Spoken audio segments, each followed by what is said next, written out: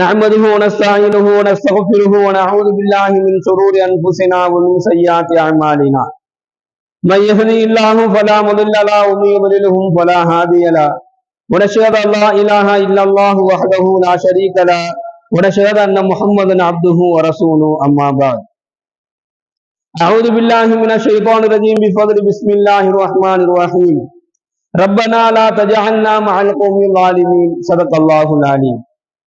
கண்ணியத்திற்குரிய அல்லாஹுவின் நல்லடியார்களே, சகோதரர்களே, ரப்பனா லா தஜஅல்னா மஅல் கௌமில் ஸாலிமீன், எங்கள் இறைவா, அநியாயம் செய்யும் கூட்டத்தார்களுடன் எங்களை நீ ஆக்கி விடாதே என்கின்ற துஆவை அல்லாஹ்விடத்தில நரகவாதிகளினுடைய அந்த தண்டனைகளையும் நரகவாதிகளுக்கு கொடுக்கப்படக்கூடிய அந்த வேதனைகளையும் பார்த்தவுடன், இன்னும் நரகவாதிகளுடைய அந்த சப்தத்தை கேட்டவுடனேயே இந்த துஆவை அவர்கள் ஓதுவார்கள் என்கின்ற இதை அல்லாஹ் தன்னுடைய திருமறையிலே சொல்லி காண்பிக்கின்றார்.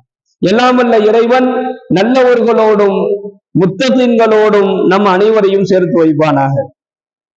நபிகள் நாயகம் ஸல்லல்லாஹு அலைஹி வஸல்லம் அவர்கள் சொல்லி காண்பிக்கின்றார்கள், அல்லாஹ் யாரையெல்லாம் நல்லவர்களோடு சேர்த்து வைப்பான் என்று சொன்னால், முதலாவது விஷயம், யாருடைய உள்ளத்துல யாருடைய குணம் சிறந்த குணமாக இருக்குதோ, யார் தன்னுடைய சகோதரனை பற்றி நல்ல விதமாக தன்னுடைய உள்ளத்திலே எண்ணுகின்றாரோ, யார் மற்றவருக்கு எந்த நிலையிலேயுமே ஆக ரொம்ப குறைவான நிலையில் கூட எந்த விதமான அநியாயங்களும் செய்து விடாமல் தன்னை பாதுகாத்துக் கொள்கின்றாரோ, இன்னும் சொல்றாங்க, எவர் ஒருவர் அநீதம் செய்யாமல் வாழுகின்றாரோ, அது ஆக குறைவானதாக இருந்தாலும் சரி, ஒரு சின்ன விஷயத்துல கூட ஒருத்தருக்கு என்ன செஞ்சிட மாட்டார், அவர் அநீதம் செய்யாமல் வாழுகின்றாரோ, இவர்கள் அல்லாஹ் என்ன செஞ்சிருவான் அப்படின்னு சொன்னா, இரு உலகத்திலும் இம்மையிலும் மறுமையிலும் அல்லாஹ் நல்லவர்களோடு அல்லாஹ் அவரை சேர்த்து வைத்து விடுவான். நல்லவர்களுடைய தொடர்பை என்ன செஞ்சிருவான், அல்லாஹ் ஏற்படுத்தி வைப்பான் என்பதாக நபிகள் நாயகம் ஸல்லல்லாஹு அலைஹி வஸல்லம் அவர்கள் சொல்லி காண்பிக்கின்றார்கள். அப்போ மறுமை நாளையில அல்லாஹ் எல்லா மக்களுடைய நிலைகளையும் நிச்சயமாக அறியக்கூடியவனாக இருக்கிறான். எல்லா மனிதர்களுடைய செயல்களையும் அல்லாஹ் அறியக்கூடியவனாக இருக்கிறான். யாருடைய செயல்பாடுகள் என்னென்ன நிலையில் இருக்கிறது என்பது வரையிலும் அல்லாஹ்விடத்துல அந்த மனிதனுடைய செயல்பாடுகள் எல்லாம் கணக்குல இருக்குது. அப்போ இந்த ஒரு செயல் இருந்துச்சு அப்படின்னு சொன்னா, அவர் என்ன செஞ்சிருவான், அல்லாஹு தஆலா அவருடைய மீதம் இருக்கக்கூடிய குறைகளை மன்னித்து அல்லாஹ் அவர்களை அநியாயக்காரர்களை விட்டு பாதுகாத்து நல்லவர்களோடு அல்லாஹ் சேர்த்து வைப்பான் என்பதாக ஒரு செயலை நபிகள் நாயகம் ஸல்லல்லாஹு அலைஹி வஸல்லம் சொல்றாங்க. அது என்ன செயல் அப்படின்னு சொன்னா, அல்லாஹ் பல இடங்கள்ல குர்ஆன் சொல்லக்கூடிய ஒரு அமல் தான் இது. பல இடங்கள்ல அல்லாஹ் குர்ஆன்ல சொல்லக்கூடிய ஒரு அமல்.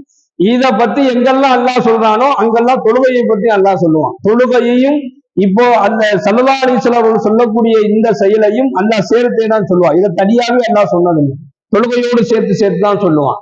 அப்படிப்பட்ட ஒரு செயலை பற்றி பெருமானார் ஸல்லல்லாஹு அலைஹி வஸல்லம் அவங்க சொல்றாங்க,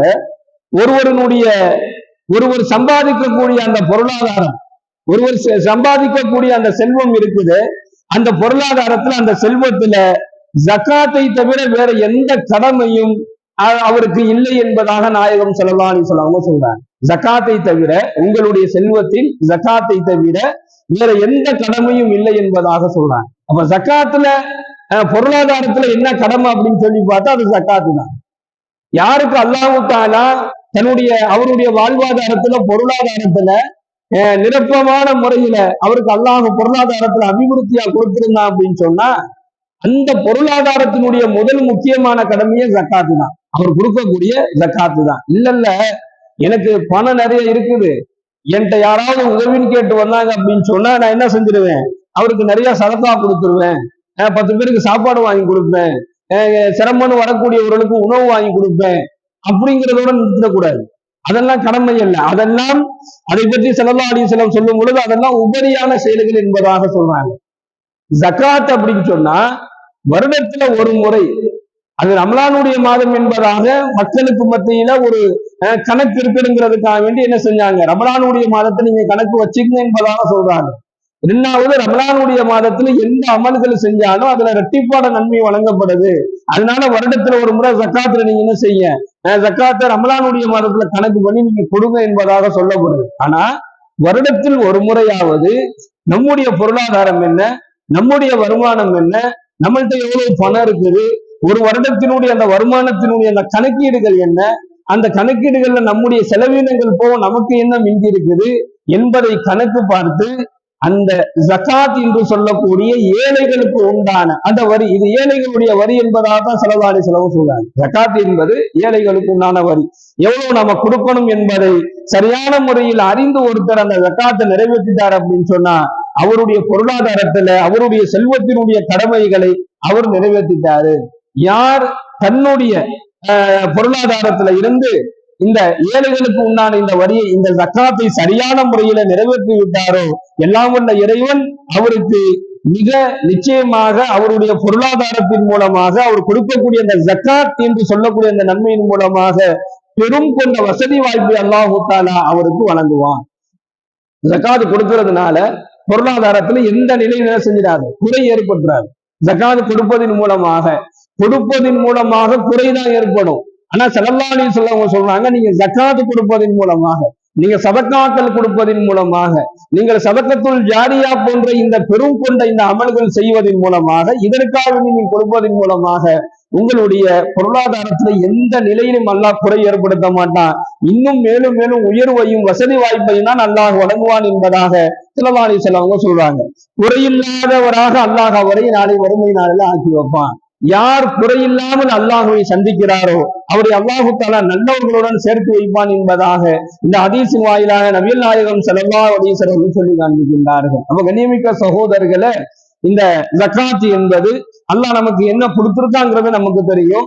அல்லாஹ் கொடுத்ததிலிருந்து இல்லாத ஏழை எளிய மக்கள், வறியவர்கள், அனாதைகள், ஏழைகள், மிஸ்கீன்கள், இவர்களுக்கு என்ன செய்யறது, நாம ஜக்காத்து கொடுக்கிறது. இது இல்லாமல் நல்ல காரியங்களுக்காக வேண்டி நாம் ஜக்காத்து கொடுப்பதை ஸல்லல்லாஹு அலைஹி வஸல்லம் அன்னவர்கள் ஒரு சிறந்த அமலாக நமக்கு அடையாளப்படுத்துகின்றார்கள்.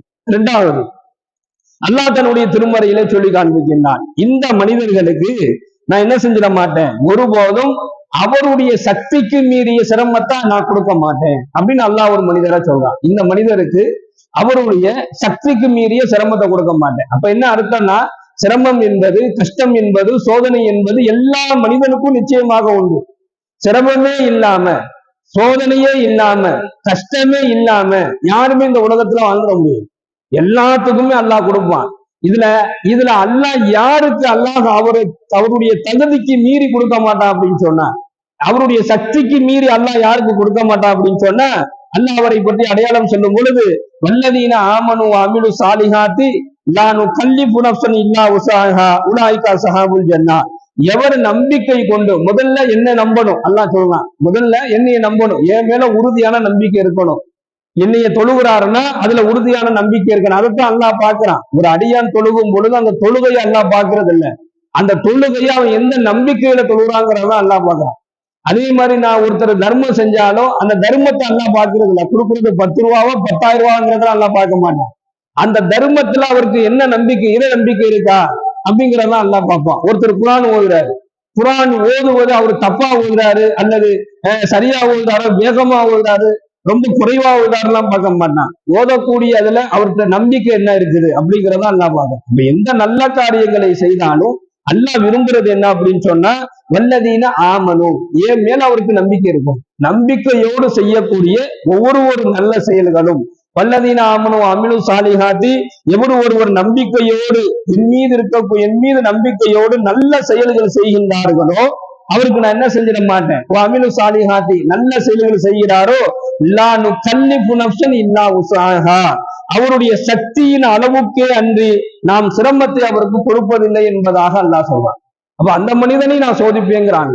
யாரு என் மேல நம்பிக்கை கொண்டு, என் மேல இறையச்சத்தை கொண்டு, என் மீது ரொம்ப முழுமையான நம்பிக்கையோடு நல்ல செயல்களை செஞ்சு வராரோ அவருக்கும் சிரமம் இருக்குது, அவருக்கும் கஷ்டம் இருக்குது. ஆனா அவரு கொடுக்கக்கூடிய சிரமங்கள், கஷ்டங்கள் எல்லாம் லா நுகல்லிஃபு நஃப்ஸன் இல்லா உஸாஹா, அவருக்கு என்ன அளவு சக்தி, அவரால் என்ன தாங்க முடியுமோ, இவருக்கு இவ்வளவு பிரச்சனை தான், என்ன கெப்பாசிட்டி என்ன இருக்கோ அந்த சிரமத்தை தான் நான் கொடுப்பேன், அதுக்கு மேல நான் கொடுக்க மாட்டேன் அப்படின்னு அல்லாஹ் சொல்லிட்டு, உலாயிக அஸ்ஹாபுல் ஜன்னதி ஹும் ஃபீஹா காலிதூன், அந்த சிரமங்களை சகித்து கொண்டு அவர்களை சொர்க்கத்திற்குரியவர்கள், அதில் அவர்கள் நிரந்தரமாக இருப்பார்கள் என்பதாக எல்லாம் உள்ள இறைவன் ஒரு வசனத்தின் வாயிலாக நமக்கு சொல்லிக் கொடுக்கிறான். அப்ப கண்ணியமிக்க அல்லாஹ்வின் நல்லடியார்களே, சகோதரர்களே, நாம எந்த நல்ல செயல்களை செய்தாலும் அதுல இறையச்சம் என்பது இருக்க வேண்டும் என்பதை இந்த வசனம் நமக்கு வலியுறுத்தி காட்டுகின்றது. ஸல்லல்லாஹு அலைஹி வஸல்லம் அவங்க சொல்லுவாங்க, நீங்க குறைவான செயலை செய்தாலும் அதுல இறை அச்சம் இருந்துச்சுன்னு சொன்னா அதை அல்லாஹ் நிறைவாக ஏற்றுக்கொள்வான். இது அல்லாஹ்வுடைய மிகப்பெரிய குணம். அல்லாஹ் இருக்கக்கூடிய குணங்கள்லயே இது ஒரு குணம் இருக்குது. நீங்க ரொம்ப குறைவாக ஒரு நல்ல அமல்களை நீங்க செய்றீங்க, அதுல இறையச்சம் இருந்துச்சு அப்படின்னு சொன்னா, அதுல இறை நம்பிக்கை உங்களுக்கு இருந்துச்சு அப்படின்னு சொன்னா, ஏன் ரப்புக்காக வேண்டி நான் செய்யறேன், ஏன் அல்லாஹ்விற்காக வேண்டி நான் செய்கிறேன் என்று சொல்லக்கூடிய ஒரு இறை நம்பிக்கையோட ஒரு குறைவான செயலை நீங்கள் செய்தாலும் அல்லாஹ் என்ன செஞ்சிடறான், அதை நிறைவான செயலாக ஒப்புக்கொள்கின்றான். சொல்ல முடியாது நாளைக்கு சொர்க்கத்திற்கு செல்வதற்கு இந்த ஒரு செயல் காரணமாக அல்லாஹ் ஆக்கி வைத்தால் வைத்ததுதான், அது அல்லாஹ்வுடைய நாட்டம். எனவே நல்ல செயல்கள் எவர் ஒருவர் செய்து வருகின்றாரோ நம்பிக்கையோடு அவர்களை அல்லாஹு தாலா நல்லவர்களோடு சேர்த்து வைப்பான் என்பதாக இந்த வசனத்தின் வாயிலாக அல்லாஹ் சொல்லி காண்பிக்கின்றான். எல்லாம் வல்ல இறைவன் இம்மையிலும் மறுமையிலும் நல்லவர்களோடு நம் அனைவரையும் சேர்த்து வைப்பானாக. வாஹிரு தஅவானா அல்ஹம்துலில்லாஹி ரப்பில் ஆலமீன். அஸ்ஸலாமு அலைக்கும் வரஹ்மத்துல்லாஹி வபரகாத்துஹு. சுப்ஹானல்லாஹி வபிஹம்திஹி சுப்ஹானக அல்லாஹும்ம வபிஹம்திக வனஷ்ஹது அல்லா இலாஹா இல்லா அன்த நஸ்தக்ஃபிருக வ நத்தூபு இலைக். சுப்ஹான ரப்பிக ரப்பில் இஸ்ஸத்தி அம்மா யசிஃபூன் வ ஸலாமுன் அலல் முர்ஸலீன் வல்ஹம்துலில்லாஹி ரப்பில் ஆலமீன். ஸல்லல்லாஹு அலா முஹம்மது ஸல்லல்லாஹு அலைஹி வஸல்லம். ஸல்லல்லாஹு அலா முஹம்மது ஸல்லல்லாஹு